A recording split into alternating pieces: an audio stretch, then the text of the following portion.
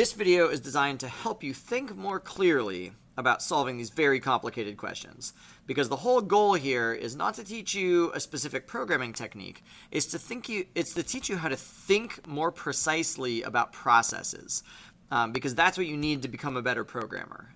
It's a lot about learning to think than it is learning syntax of a language. So what about this problem? I'm going to roll n six-sided dice, and n here is just a number, so it means like it could be 3 dice or 7 dice or 9 dice. So I'm going to roll some number of six-sided dice, and I'm going to find the sum of all the dice that have even numbers. I want to know, on average, what is that sum going to be for different numbers of dice? Just like the last problem, we're going to output a table of values. Okay, so here is the first of my strategies for you. The way you're going to solve all of these problems is by thinking very precisely and concretely about the meanings of the numbers. So think about, what does each number represent?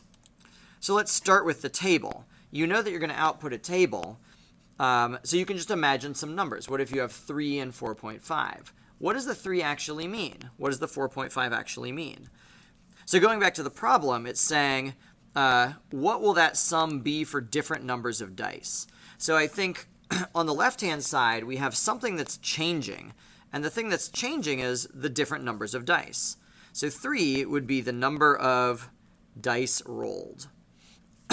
Okay, so now I'm thinking, all right, I'm going to roll 3 dice.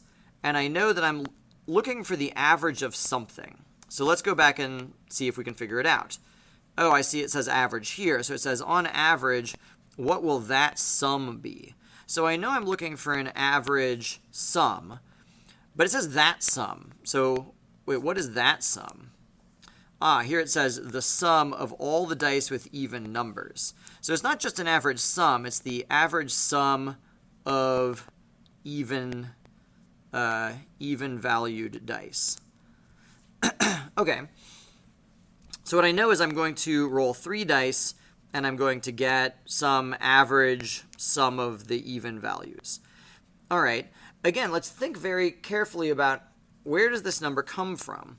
This is an average, and the big idea of Monte Carlo is you're going to combine the outputs of thousands of simulations to figure out an average or probability. So I know I need, to figure out this number, I need thousands of simulations somehow. So time for my second strategy. Imagine, what does one simulation look like? So forget averages, forget a table. Just ask, what's the action that's happening here? So I know I'm going to roll 3 dice, and I'm going to figure out what's the sum of the even values. So let's do it. Okay, I've rolled 3 dice. I see that the sum of the even values is 4, because that's the only even value. Okay, but I wouldn't just put the number 4 here, because the next time I roll 3 dice, this number is probably going to be different. And the next time I roll 3 dice, that number is probably going to be different. That's why we're looking for the average outcome. And I only did 1 experiment. So to find the average, I have to do that process of rolling 3 die and summing the evens. Here the sum of the evens is 0. I have to do that process thousands of times to find an average. Part of the reason that separating into methods that each do one thing is a good idea is it lets you control the complexity of the problem. I can completely ignore doing a table, I can completely ignore doing an average, and I can just think, all right, I know what it means to do one trial. How do I do those steps? So here, I'm not going to repeat for a certain number of steps like I did for particle displacement. I'm going to repeat for a certain number of dice. And instead of taking a random step, what I'm going to do is I'm going to roll a die, and then if the die value is even, I'm going to add that value into a sum. So this is pseudocode, this isn't Java, but that captures what I was doing with the real dice. And in the end, I don't want to return the distance, I want to return that sum. So I'm at a good position now where I could almost write that entire do experiment method. And that's probably how you should start. Don't try and start solving the whole problem all at once. Just start with the action. write a do experiment method, and then run it and see, do you get outputs that make sense? If I say do an experiment with 3 dice, you can sort of check to see what the sum is. You could even print all the die values and also print the sum as a way of checking to make sure that, yes, your simulation is doing what it's supposed to. Once you've finished that part, then you can look at the next part. Okay, how am I going to combine the results of all of those experiments to find the average outcome of the experiment? Let's look at some student code that actually does this. So here's a version of do experiment. Why don't you look through it and see if anything stands out at you?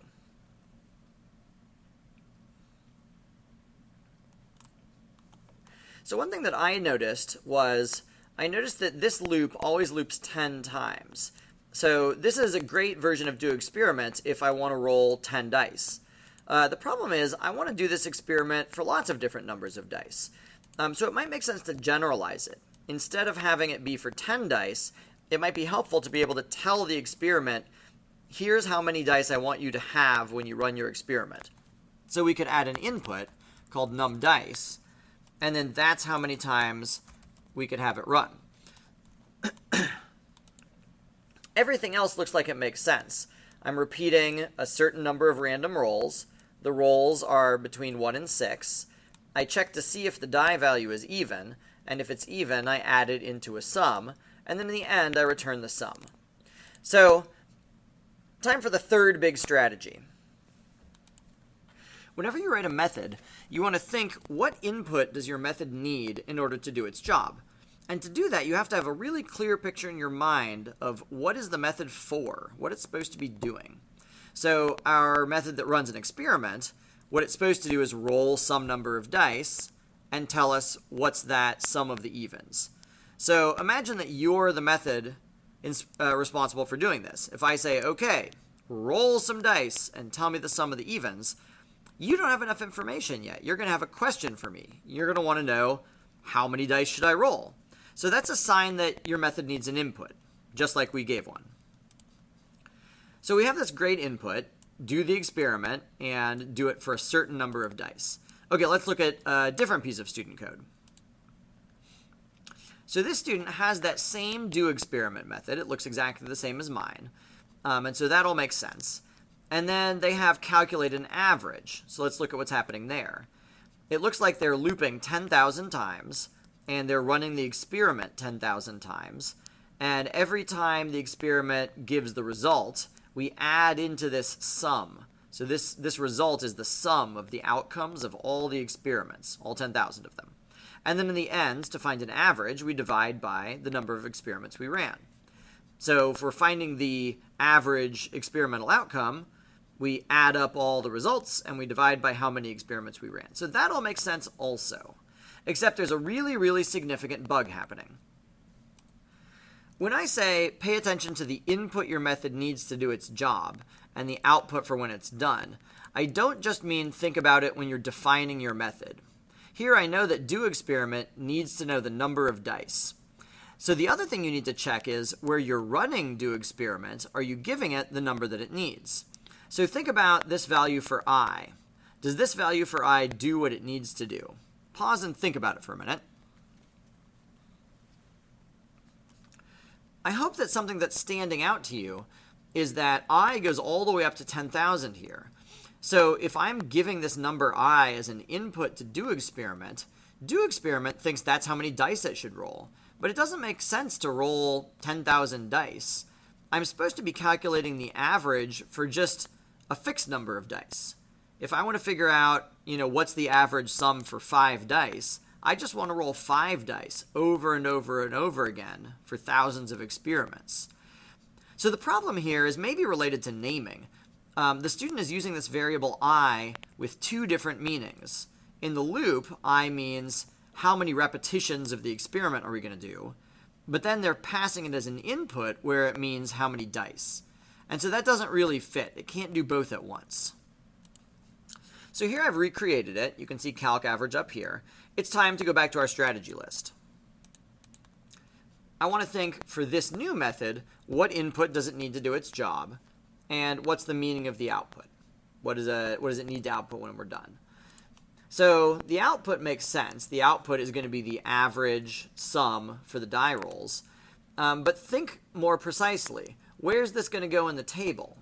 This needs to be the average for a specific number of die rolls, but nowhere in this method do we actually name how many dice do we want to be using. So it's the same problem all over again. To do a single experiment, we have to know how many dice do we need.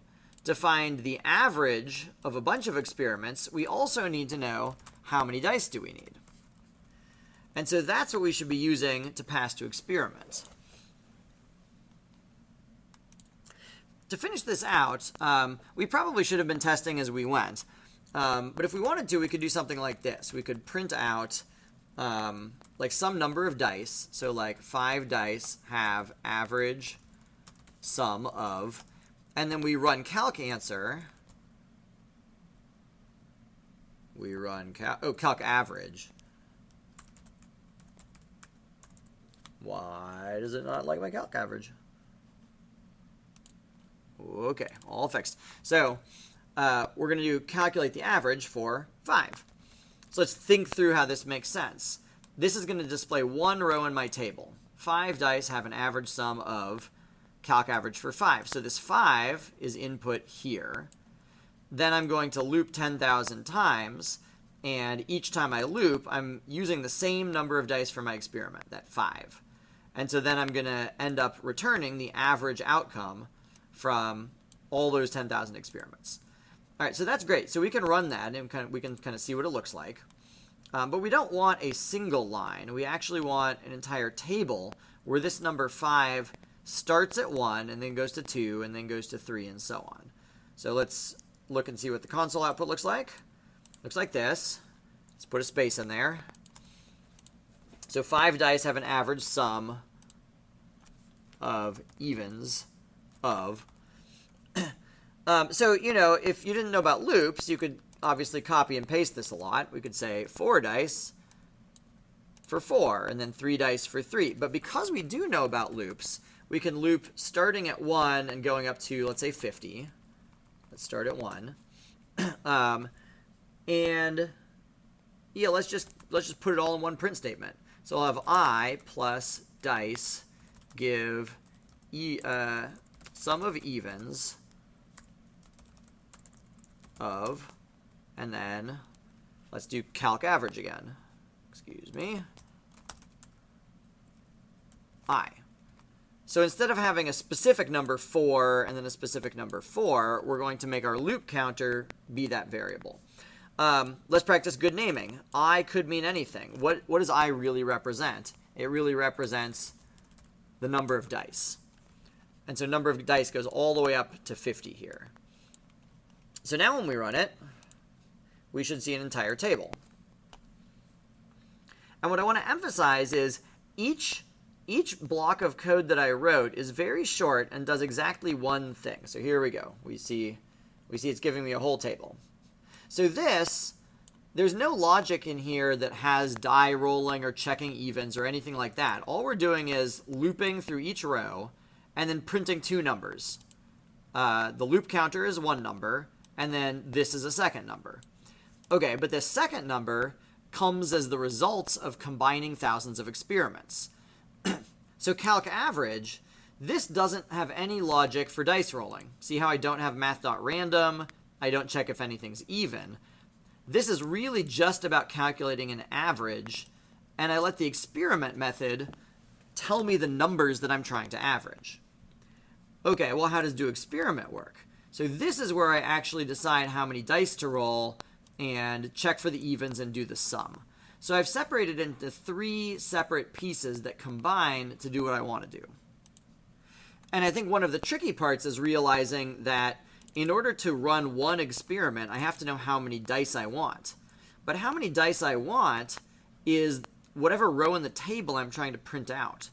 So the code up here knows how many dice I want, but somehow this number has to make it down into do experiment. So how does that work? You pass it as an input. So if the number of dice I want is 5, you have to tell the average, hey, I want to find an average for 5 dice. And so then average takes that 5 and it says, okay, I'm going to do a bunch of loops. But for how many dice? Oh yes, 5. And so then it tells that same number 5 to do experiment. So you're passing the information you need into the method that needs it. So this might feel very complicated now. Believe me, in about a month, this is going to feel not complicated at all, because this is how you are learning to think as a programmer. I hope that this was helpful. Keep working at it. Don't give up. It will get easier as you think about it harder. Good luck, team.